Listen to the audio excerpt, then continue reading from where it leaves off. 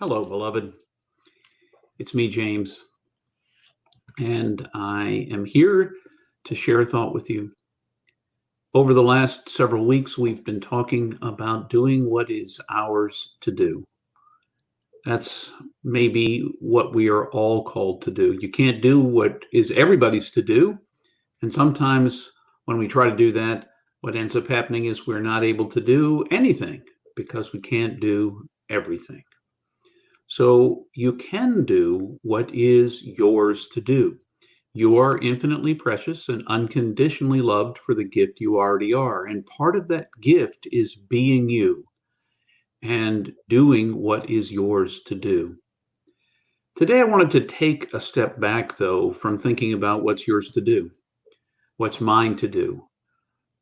As you think about engaging this world that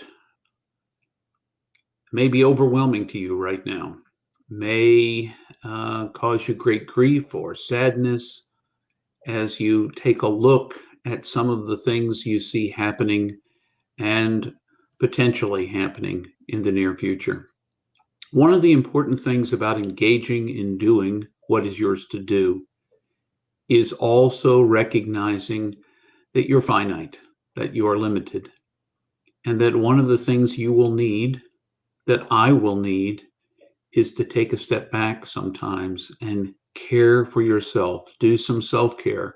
I hear a lot about that in the world today, and I'm also aware that I spend time with a lot of people, including myself, that are not always so good at doing that self-care thing.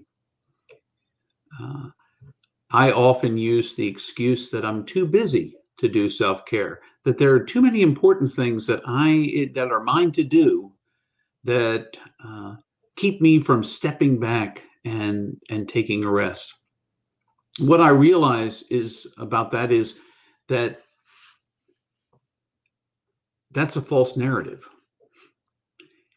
and that I'm probably not doing what's mine to do the best that I can do it if I'm not getting things like appropriate rest, space to catch my breath, to catch my perspective, to realize that maybe my perspective is at this moment too myopic.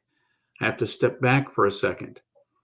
That self-care is actually necessary to do what it is that is ours to do what it is that's yours to do. In the midst of my too busyness, because there's so much to do in the world over the last year, I gave up my regular afternoon walks. They slowly slipped away, but then I only occasionally got them, and only when someone would say to me, "James, you haven't taken a walk today? You need to take a walk." Usually my wife, Linda. And so I would take that walk, but it wasn't really the walk that I needed all the time, because I wasn't thinking about my own self-care.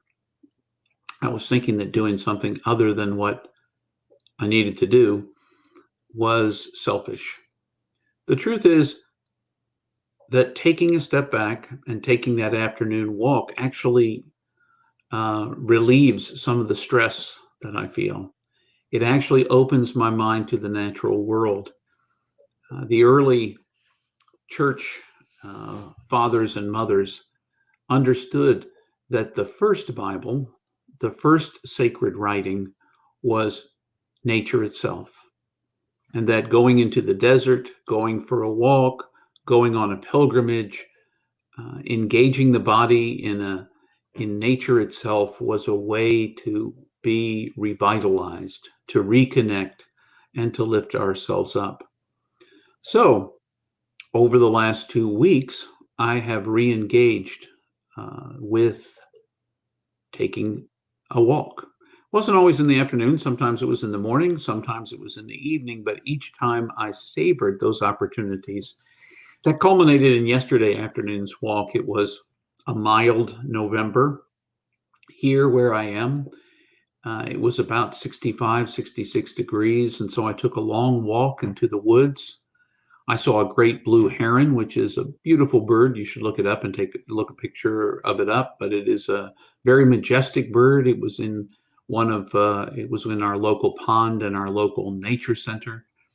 It was standing there, just looking at me. Let me take a picture of it and just appreciate its poise in the midst of this pond.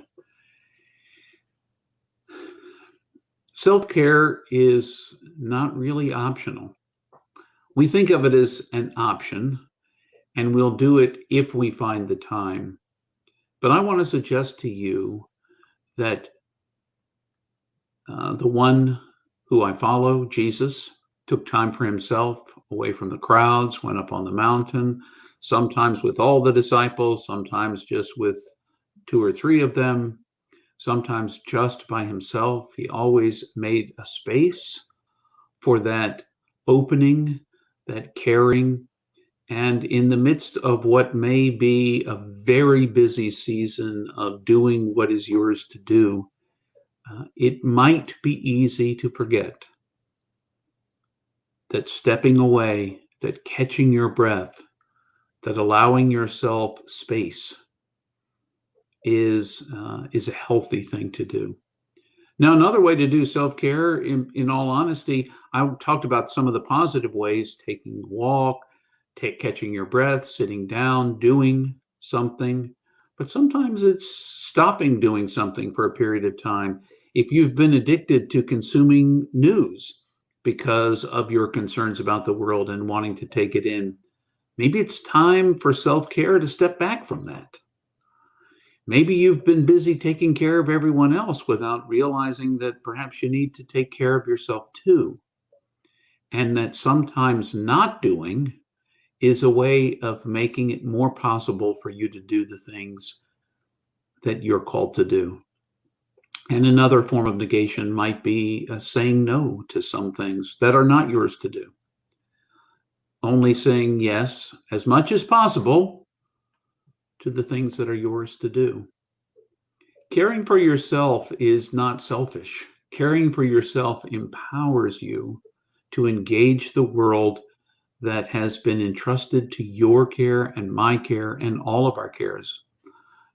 We are meant to manage our resources.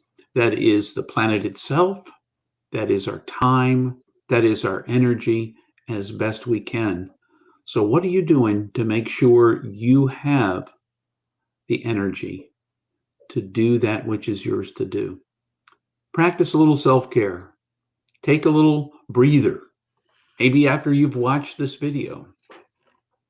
Whatever it may be, remember, because you're infinitely precious and unconditionally loved for the gift you are, that taking a step back may be the best way to protect what is most precious about you, the gift that you bring into every moment. That's my thought for this week. I encourage you not to give up on the work that is yours to do in working for justice, in bringing peace, in loving others, and standing up, all those things. But also not to forget, take a step back. I wish you all the best in doing that. Until the next time.